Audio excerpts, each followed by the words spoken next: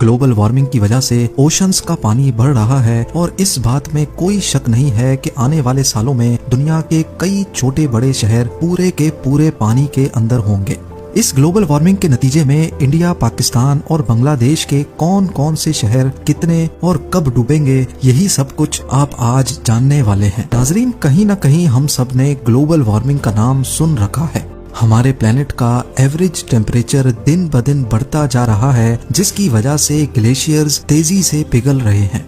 Year 1880 से लेकर आज 2022 तक हमारे अर्थ का एवरेज टेम्परेचर 1.4 डिग्री सेल्सियस तक बढ़ गया है। और अगर सिर्फ पिछले 20 सालों को देखा जाए तो हर साल पिछले वाले से ज्यादा गर्म होता है, जिसका मतलब है कि ग्लोबल वार्मिंग का रेशो तेजी से बढ़ता जा रहा है। और नासा के मुताबिक इस बात के 95% चांस हैं कि ये ग्लोबल वार्मिंग ह्यूमन एक्टिविटी की वजह से हो रही है, जिसमें मास लेवल पे डिफॉरेस्टेशन और फॉसिल फ्यूल्स का इस्तेमाल होना भी है। फॉसिल फ्यूल्स के जलने की वजह से मुख्तलिफ गैसेस एटमॉस्फेयर में इकट्ठी होकर ग्रीन हाउस इफेक्ट पैदा कर देती हैं। अब इसके नतीजे में दुनिया भर में मौजूद बर्फ के ग्लेशियर्स आहिस्ता आहिस्ता मेल्ट होकर ओशंस का लेवल बढ़ा रहे हैं।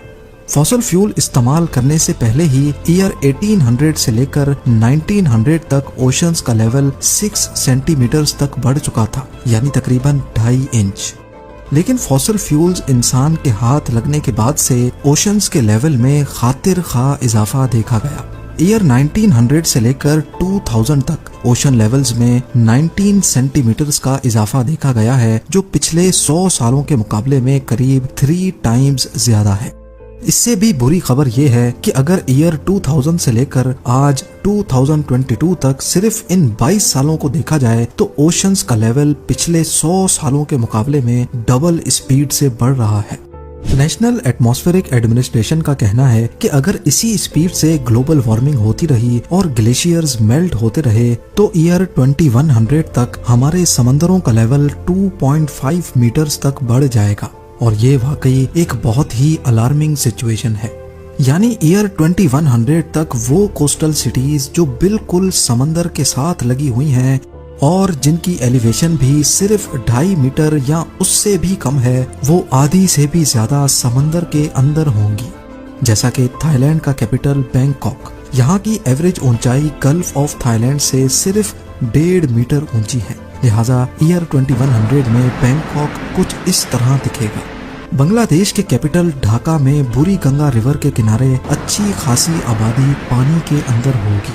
अजरबैजान की बात की जाए तो बाकू का ज्यादातर कोस्टल एरिया पानी की नजर हो चुका होगा। सिंगापुर के आउटस्कर्ट्स में बने कई प्रोजेक्ट्स डूब जाएंगे, जिसमें सिंगापुर पोर्ट भी शामिल है। इसके अलावा नेदरलैंड्स के एम्स्टरडैम और रॉटरडैम समेत करीब आधे से ज्यादा मुल्क ही कमर जितने पानी के नीचे होगा।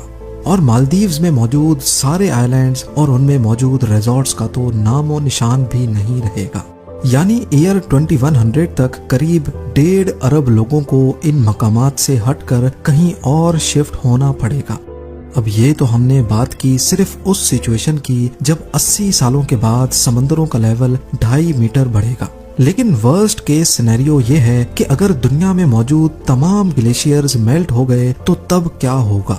एक एस्टीमेट के मुताबिक अगर मेल्टिंग रेट इसी स्पीड से चलता रहा तो 5000 सालों के बाद पूरा ग्रीनलैंड, आर्कटिक रीजन, आइसलैंड और तमाम ग्लेशियर्स मेल्ट हो जाएंगे और इनकी वजह से हमारे ओशंस का लेवल 70 मीटर तक बढ़ जाएगा। लेकिन जरूरी नहीं है कि ये नौबत 5000 सालों के बाद ही आए। जिस तेजी से इंसान दिन ब दिन नेचुरल रिसोर्सेज को अब्यूज करके आबो हवा को खराब कर रहा है, लगता ये है कि ये नौबत 2000 सालों में ही आ जाएगी। तो इस सिचुएशन में हमारा अर्थ कैसा दिखेगा, और सबसे बढ़कर ये कि हमारे सब कॉन्टिनेंट में इंडिया, पाकिस्तान और बांग्लादेश के कौन कौन से शहर अंडर वाटर सिटीज की दास्तान बनकर रह जाएंगे। सबसे पहले हम शुरू करते हैं बे ऑफ बंगाल से। आपको शायद ये देखकर शौक लगेगा कि करीब पूरा का पूरा बांग्लादेश बे ऑफ बंगाल की लपेट में होगा, और अगर इसके कैपिटल ढाका की बात की जाए तो ये 30 मीटर 100 फीट गहरे पानी के अंदर डूब चुका होगा।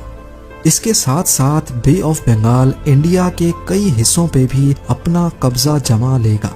जैसा कि आप देख सकते हैं कि कोलकाता से लेकर माल्टा और पटना समेत मुजफ्फरपुर तक ये सारा रीजन समंदर के नीचे होगा।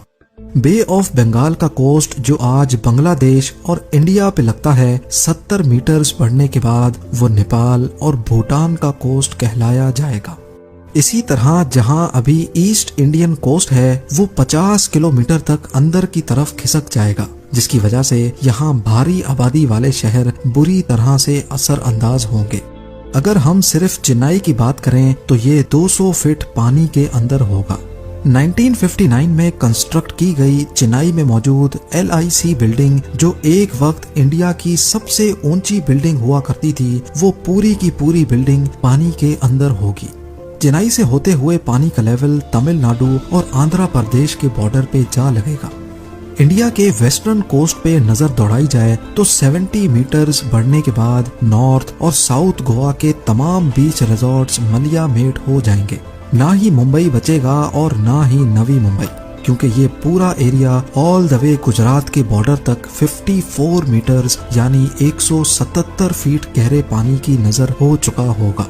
यानी मुंबई का लोधा ट्रम्प टावर अगर तब तक बच गया होगा तो इसके 15th फ्लोर तक इंडियन ओशन का राज होगा। आगे बढ़कर अगर गुजरात की बात की जाए तो यकीनन आप ये जानकर हैरान रह जाएंगे कि गुजरात एक आइलैंड बन चुका होगा। जैसा कि आप भी देख सकते हैं कि 70 मीटर्स बढ़ने के बाद अरेबियन सी के पानी ने गुजरात को इंडिया से अलग कर दिया है। और अगर तब तक इंसान की नस्ल बची तो अहमदाबाद शायद कोई बीच रिजॉर्ट में कन्वर्ट हो जाएगा, क्योंकि अरेबियन सी का बॉर्डर आगे बढ़कर अहमदाबाद तक जा लगेगा। अब आ जाते हैं पाकिस्तान पर। हैरत अंगेज तौर पे पाकिस्तान की पूरी सिंध प्रोविंस ही अरेबियन सी की लपेट में आ चुकी होगी। कराची से लेकर हैदराबाद, नवाबशाह, सक्खर से होते हुए जैकोबाबाद तक 400 किलोमीटर्स में आने वाली तमाम मेजर सिटीज कई 100 फीट पानी के अंदर गुमनाम शहरों की शक्ल इख्तियार कर लेंगी। आबादी के हिसाब से दुनिया का 7वां बड़ा शहर कराची 190 फीट अरेबियन सी के बॉटम पे होगा। जो आज यहाँ जानी मानी बिल्डिंग्स और स्काई स्क्रैपर्स हैं, वो समंदर के अंदर मौजूद उस वक्त की अंडर वाटर डिस्कवरीज में शायद दिखाई जाएंगी। इसके अलावा पाकिस्तान के सदर्न कोस्ट पे मौजूद आज जो दुनिया का सबसे डीपेस्ट सी पोर्ट ग्वादर के नाम से पहचाना जाता है, वो तब वाकई में डीप ओशन की नजर होकर सिर्फ एक छोटे आइलैंड से ज्यादा नहीं बचेगा।